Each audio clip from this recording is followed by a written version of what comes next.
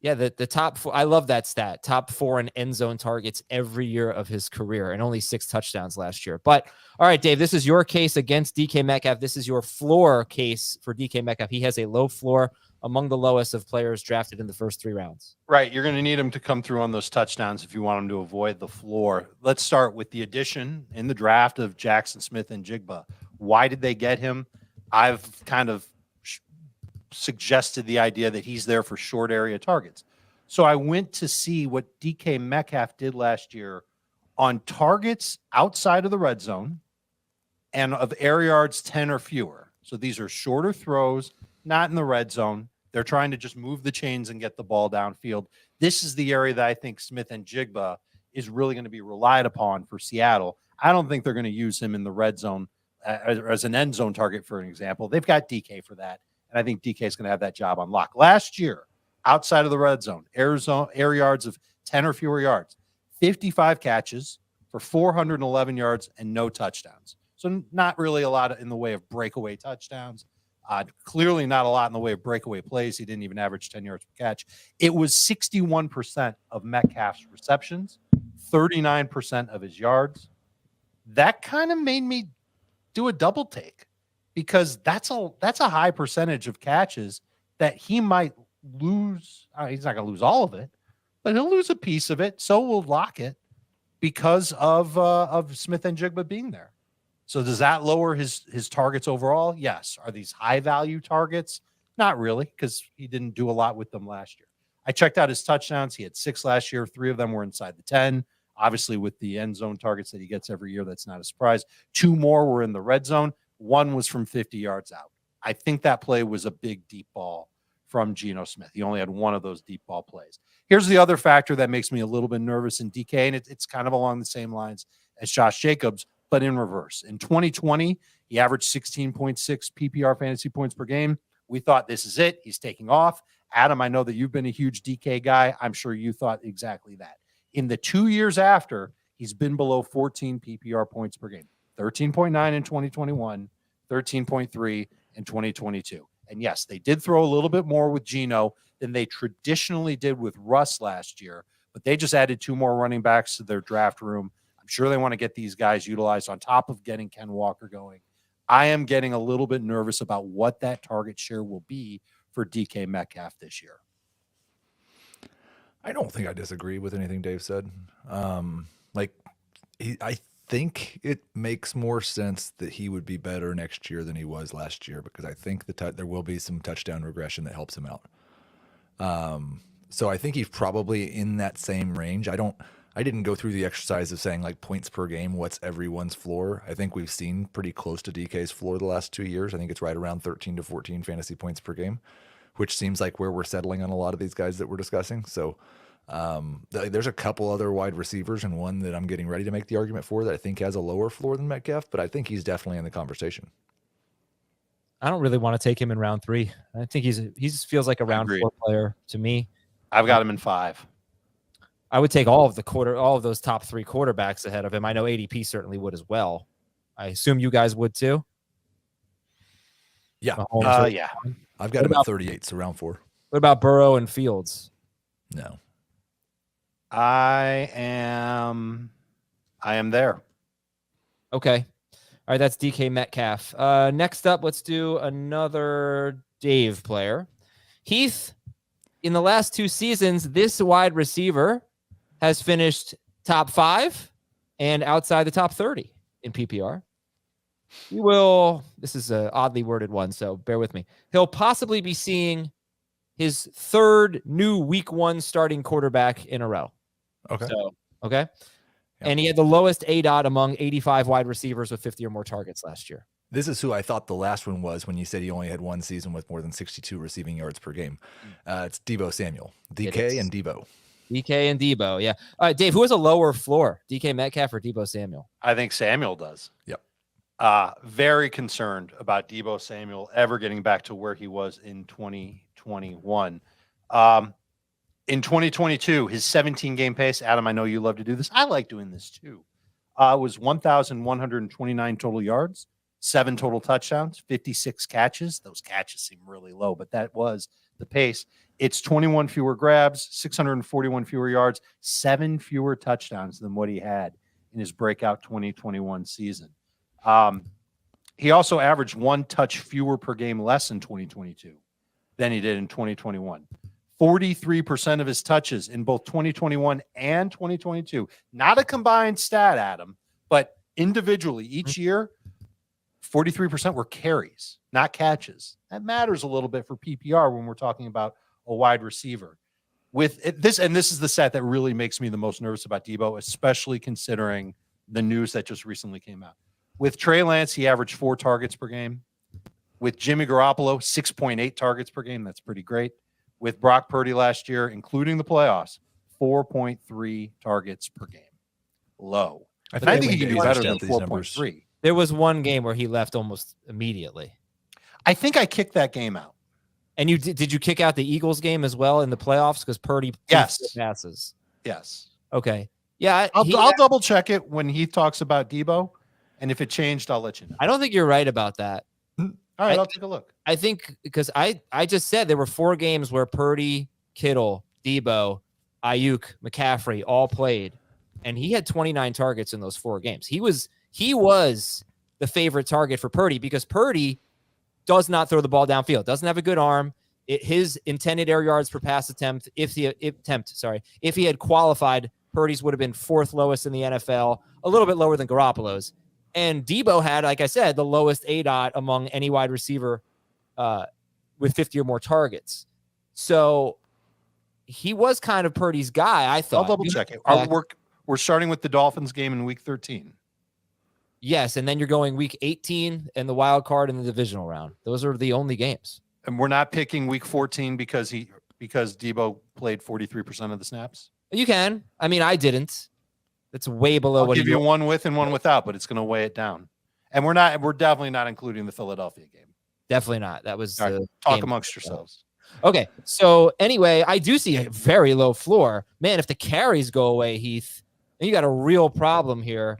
And all the stats, by the way, all the stats I gave about Purdy and the target distribution, I don't know that that's going to carry over. I'm just telling you what happened. That's 4 freaking games, but this team is loaded with talent, and it's hard to see Deebo getting a lot of catches and getting a lot of targets. I think he's definitely going to need that rushing production. Well, first off, I don't think it's very likely that all of the 49ers stay healthy this year. And maybe Deebo's the one who gets hurt. But I think we should be careful saying, well, this guy can't be this good because look at all those players, because all of these 49ers guys have missed games over the last few years. Also, it was pretty much 3 or 4 carries per game most of the games that Deebo played with McCaffrey. I don't think we have any reason to expect the carries are going to go away. Right, but that's not that many because in 2021, we were talking about a lot more. Last half of the year, I think he was getting like 8 carries per game when his catches went down. But if he's averaging 7 targets per game and 4 carries per game, that's a pretty high floor. I think because it's Kyle Shanahan and because they have so many weapons, the low floor argument makes sense. But if you're telling me that over the course of the season he's going to have 119 targets and 68 carries, I don't think that can be a low floor player. Agreed. I don't know about those targets though. 119 just feels high. I don't know, and with McCaffrey involved now, and I don't know. I don't know how it's going to shake out. There's no way I'm drafting him in the 3rd round. I don't know who I am drafting in the 3rd round because it's not DK and it's not Deebo Samuel. I'm okay with Deebo at the end of round 3. And he's obviously a player who changes so much depending on format. And I also think he has a lot more upside than DK does. Sure. I agree with that. Yeah, my numbers were way off. Thank you. Good job, Azer. All right. It was if we include week 14, Adam. Mm-hmm. So then it's 5 games. It's the same as with Jimmy Garoppolo. So 6.8 targets per game plus a few carries a game. In those games, and McCaffrey was there, 4 rush attempts, 1 rush attempt in week 18, 3 rush attempts in the wild card round, 4 rush attempts in the divisional. So you could still get 3 or 4 per game. And on average. Call it 3. 6.8 targets per game is 115 target pace. Right. That's why the 119 is crazy. Yeah. Also, yeah. What was I gonna say? Oh, I'd be curious to know if you want to look up one last thing, where those carries were, because I wonder if he's getting any carries near the goal line now that they have a bona fide, superstar running back. Because I wonder if the rushing touchdowns kind of disappear. But all right, last guy is a Heath nomination for lowest floor in the first 3 rounds. So Dave, Can I guess without giving a clue? Yes. Will it count if I'm wrong? No. Chris Godwin. No. Oh, okay. There's no way he's a top 3 round pick, is he? That's true. That was a really awful guess. Thank you, Dave. Okay, this player. I've hit a rut in the last 2 minutes. Chris Godwin is 56th overall in ADP. This player has a top 5 finish in his career, his wide receiver. Top 5 finish in his career, but he's been outside the top 24 in 2 straight seasons. In his I think I already know who it is. Yeah, you do. DJ Moore. No. He's also I'm just going to guess everybody. Well, why don't you just guess players who are being drafted in the first 3 rounds? Yeah, I'm not even thinking about the ADP. Yeah, go ahead. All right, he has a top 5 finish in his career, but he finished outside the top 24 in 2 straight seasons. In his last 2 seasons, that's actually not true. In the last 2 seasons that he played, his ADOT has been 14.3 yards and 10 yards. And I don't have another clue about this guy. Let's see. He is on a new team that he was on last year, but they didn't use him at all. And they'll probably use him this year. Calvin Ridley. Yeah. Calvin Ridley. I said 2 straight seasons outside the top 24. I was jokingly counting last year. Just one season outside the top 24. We only played 5 games 2 years ago. He thinks Calvin Ridley has among the lowest floors of the top 3 rounds. Heath, you can go first. Deshaun Watson 2022. Okay, Dave, now you can talk about Oh, also, multiple foot injuries at this point. Dave? I'm drafting him closer to a ceiling. I remember how good of a receiver he was. The speed, the quickness, the route running, the hands.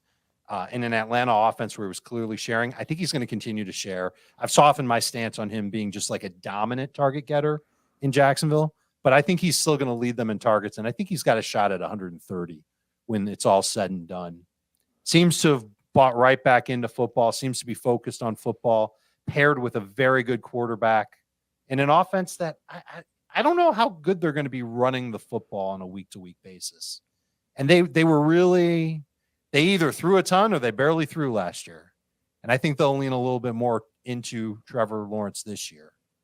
I am going to take him in round 3. It's going to be a late round 3 pick, but I'm more excited about Calvin Ridley and his upside compared to, definitely over other receivers that we've talked about that are in this range on today's show. But Metcalf, Deebo. Specifically with the floor, do you think that his floor is higher than DK or Deebo? That floor is right around 13 points. I think it's in that same range. But isn't it easy to just say that about every receiver that they're right? It's harder for me to say that about the guy that we haven't seen play for 2 years. Oh, that he doesn't have that low floor? That his floor is lower. Is lower because we haven't seen him play. Yeah. I think the reasons why we haven't seen him play make me more optimistic. Yeah, I mean, I understand if it was health related, it would be worse, but Deshaun Watson's wasn't health related. Yeah. He also was suspended and came back in season against, every player that he played against last year was already in football shape, into the swing of the season, and he was not. Ridley will not have that disadvantage. He's playing quarterback in a new system. It's definitely a tougher ask for Watson than what it will be for Ridley, but that doesn't mean that it's not a good point. Maybe I keep the Watson point in mind when we get to Jameson Williams, because he's going to be coming back midseason. He's barely played in the NFL. I kind of get why Heath's really nervous about Jameson Williams. But I Well, think Ridley's going to be starting with everybody else. He's been through this before. He's in a good offense. I think he's going to be pretty good. Maybe Michael Thomas is the better comparison. Thomas played 7 games in 2020. Ridley played 5. Ridley played 5 in 2021. Thomas did not play at all in 2021. Ridley did not play at all in 2022. Michael Thomas came back and he played 3 games. He had 5 for 57 and 2 touchdowns, 6 for 65 and a touchdown, and 5 for 49. And he played 61%, 76%, and 68% of the snaps. So he wasn't even, this 80, 90% of the snap guy. Played pretty well. I was almost surprised at his performance. Does that hold more weight when you evaluate Calvin Ridley? Because the situations are pretty similar. They basically both missed almost 2 full years. Except for Ridley's going to a new team. Yeah, but he did have a new quarterback and a new head coach for what it's worth, Michael Thomas, last year.